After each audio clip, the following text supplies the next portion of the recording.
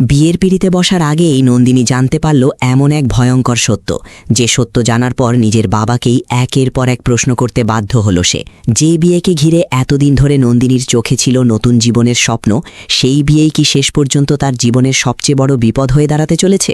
আর যে পরিবারকে এতদিন ভালো পরিবার বলে মনে করা হচ্ছিল, সেই পরিবারের আসল চেহারা সামনে আসতেই কেন পরশুরাম তটিনীকে ফোন করে বলল বিয়েটা আমাদের আটকাতেই হবে? তাহলে কি নন্দিনীর বিয়ে শেষ মুহূর্তে ভেঙে যাবে? আর যদি বিয়ে ভেঙেই যায়, তাহলে কি নন্দিনীর জীবনে নতুন করে জায়গা করে নেবে বলারাম? আজকের পর্বে এমনই একের পর এক চমকে দেওয়া ঘটনা সামনে আসতে চলেছে। ঘটনার শুরু হয় এমন একটি তথ্যকে কেন্দ্র করে, যা পরশুরামের চোখে পড়তেই পুরো বিষয়টাকে অন্যদিকে ঘুরিয়ে দেয়। একটি ফাইল দেখতে গিয়েই হঠাৎ গগনেন্দ্রনাথের নাম চোখে পড়ে পরশুরামের, আর নামটা দেখা মাত্রই পরশুরাম যেন থমকে যায়। তার মনে প্রশ্ন জাগে, এই গগনেন্দ্রনাথের সঙ্গে এই ব্যবসার সম্পর্কটা কি? এতদিন যে বিষয়টাকে সাধারণ একটি ব্যবসায়িক ব্যাপার বলে মনে হচ্ছিল, সেই বিষয়ের সঙ্গে এমন একজন মানুষের নাম কেন জড়িয়ে আছে? বিষয়টি খতিয়ে দেখতে গিয়েই পরশুরাম এমন কিছু তথ্য জানতে পারে, যা জানার পর তার আর এক মুহূর্তও দেরি করা সম্ভব হয় না। কারণ তার মনে হতে থাকে, নন্দিনী যদি সত্যিই ওই পরিবারে বিয়ে করে চলে যায়, তাহলে তার জীবনের ভবিষ্যৎ ভয়ঙ্করভাবে ক্ষতিগ্রস্ত হতে পারে। পরশুরাম বুঝতে পারে, শুধু নন্দিনীর ব্যক্তিগত জীবন নয়, তার স্বপ্ন, তার কেরিয়ার, এমনকি তার ওকালতি করার ইচ্ছাটাও ওই পরিবারে গিয়ে বাধার মুখে পড়তে পারে। আর সেই কারণেই পরশুরাম সঙ্গে সঙ্গে তটিনীকে ফোন করে। ফোনের ওপাশে তটিনীকে সে এমন একটি কথা বলে, যা শুনে তটিনীও একেবারে হতবাক হয়ে যায়। পরশুরাম জানায়, তটিনী, বিয়েটা আমাদের আটকাতে হবে। ওই পরিবারে বিয়ে হলে দিদি কখনো ভালো থাকতে পারবে না। নন্দিনী মুখার্জি ওই পরিবারে গেলে তার ভবিষ্যৎটাই শেষ হয়ে যাবে। ওরা ওকে ওকালতি করতে দেবে না। অর্থাৎ এতদিন যে বিয়েকে কেন্দ্র করে সবাই আনন্দ করছিল, সেই বিয়ের মধ্যেই নন্দিনীর ভবিষ্যৎ ধ্বংস হয়ে যাওয়ার আশঙ্কা দেখতে পাচ্ছে পরশুরাম। কিন্তু সমস্যা হলো, এই সত্যটা নন্দিনীকে জানাবে কে? কারণ এর কিছুক্ষণ আগেই নন্দিনীর প্যানিক অ্যাটাক হয়েছিল। দিদির চোখের সামনে কান্না, আতঙ্ক আর অসহায়তা সবকিছু নিজের চোখে দেখেছে তটিনী। সে জানে, এই মুহূর্তে দিদির সামনে গিয়ে যদি বলা হয় যে এই বিয়ে করা যাবে না, তাহলে নন্দিনীর মানসিক অবস্থার ওপর আরও বড় ধাক্কা আসতে পারে। তাই পরশুরামের কথা শুনে তটিনী সরাসরি বলে বসে, তুমি এসব কি বলছো? এটা কিভাবে সম্ভব? দিদি তো কনের সাজে সেজে বরের জন্য অপেক্ষা করছে। এখন আমি গিয়ে কি করে বলবো তোকে বিয়ে করতে হবে না? আমি এটা পারবো না। তটিনীর কথার মধ্যেও কিন্তু একটা গভীর অসহায়তা ছিল। একদিকে সে জানে দিদির ভালো চাইলে এই বিয়ে থামানো দরকার হতে পারে, অন্যদিকে নিজের চোখের সামনে দিদির এত বছরের স্বপ্ন ভেঙে দিতে তার মন সায় দিচ্ছিল না। একজন বোন হিসেবে সে কিভাবে নন্দিনীকে বলবে যে মানুষটির সঙ্গে নতুন জীবন শুরু করার জন্য সে এতটা প্রস্তুতি নিয়েছে, সেই বিয়েই নাকি তার জীবনের জন্য বিপজ্জনক? এই প্রশ্নের কোনো সহজ উত্তর তটিনীর কাছে ছিল না। তখন পরশুরামও নিজের অসহায়তার কথা জানায়। সে বলে, আমি এখন আর স্পেশাল ব্রাঞ্চেও নেই যে সঙ্গে সঙ্গে কোনো অ্যারেস্ট ওয়ারেন্ট বের করতে পারবো। আমার পক্ষে অন্য কিছু করা সম্ভব নয়। তুমি তোমার দিদিকে বোঝাও, তোমার দিদি নিশ্চয়ই তোমার কথা শুনবে। কিন্তু তটিনী তখনও রাজি হচ্ছিল না, কারণ সে জানে নন্দিনীর চোখে এই বিয়েকে ঘিরে কতটা স্বপ্ন রয়েছে।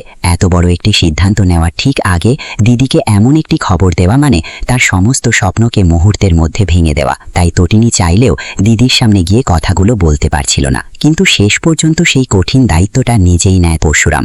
আর এখানেই গল্পে আসে সবচেয়ে গুরুত্বপূর্ণ মোড়। পরশুরাম সরাসরি নন্দিনী মুখার্জির কাছে গিয়ে সমস্ত সত্যি কথা জানিয়ে দেয়। নন্দিনী যখন জানতে পারে যে পরিবারে তাকে বিয়ে দেওয়া হচ্ছে, সেই পরিবারের সঙ্গে এমন কিছু বিষয় জড়িয়ে আছে যা তার ভবিষ্যৎকে বিপদের মুখে ফেলতে পারে, তখন সে আর চুপ থাকতে পারে না। নিজের বাবার কাছেই তার একের পর এক প্রশ্ন জমতে থাকে। বিয়ের মণ্ডপে দাঁড়িয়ে নন্দিনী বাবাকে প্রশ্ন করে, বাবা, তুমি আমাকে এই রকম একটা পরিবারে কেন বিয়ে দিচ্ছিলে? কিসের জন্য?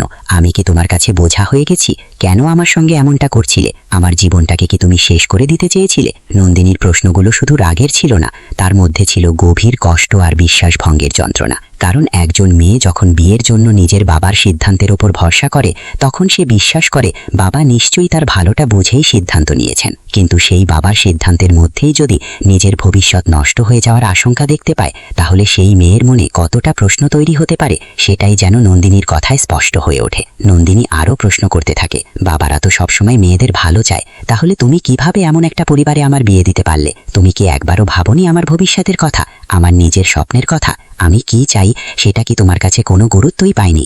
এই প্রশ্নগুলোর সামনে নন্দিনীর বাবা কি উত্তর দেবেন সেটাই এখন সবচেয়ে বড় বিষয় হয়ে দাঁড়িয়েছে। কারণ এতদিন যে বাবা মেয়ের সম্পর্ক ছিল বিশ্বাসের, সেই সম্পর্কের মধ্যেই যেন আচমকা একটা বিশাল প্রশ্নচিহ্ন তৈরি হয়ে গেল।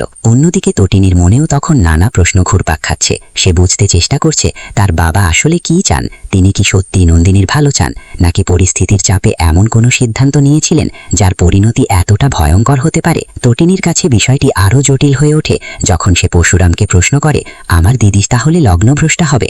অর্থাৎ শেষ মুহূর্তে বিয়ে যদি ভেঙে যায় তাহলে নন্দিনীর জীবনে কি হবে, সমাজ কি বলবে, দিদি নিজে কিভাবে এই পরিস্থিতি সামলাবে? কিন্তু পরশুরাম যেন এই প্রশ্নের উত্তরও আগে থেকেই ভেবে রেখেছিল।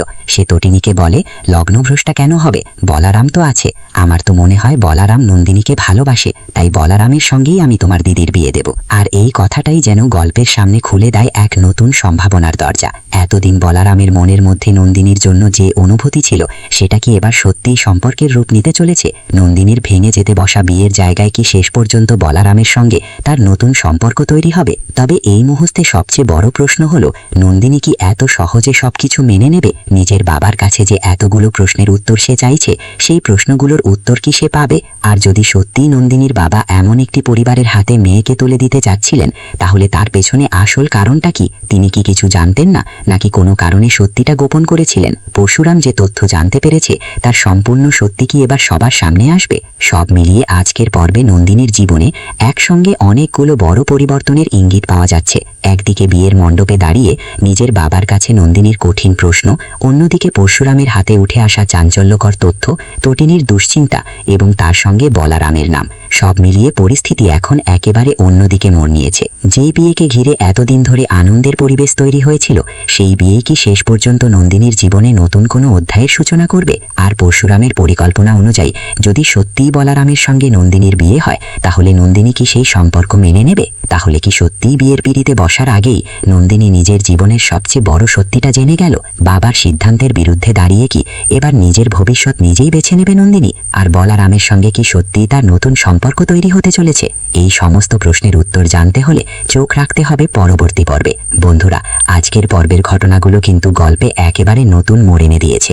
নন্দিনীর জীবনে এখন কি হতে চলেছে তার উত্তর সময় দেবে। ভিডিওটি ভালো লাগলে অবশ্যই একটি লাইক করে দিন, আপনার মতামত কমেন্ট করে জানান এবং এমনই ধারাবাহিকের নিয়মিত আপডেট পেতে আমাদের চ্যানেলটি সাবস্ক্রাইব করে পাশে থাকুন। সবাই ভালো থাকুন, সুস্থ থাকুন। আবার দেখা হবে নতুন পর্বের নতুন গল্প নিয়ে।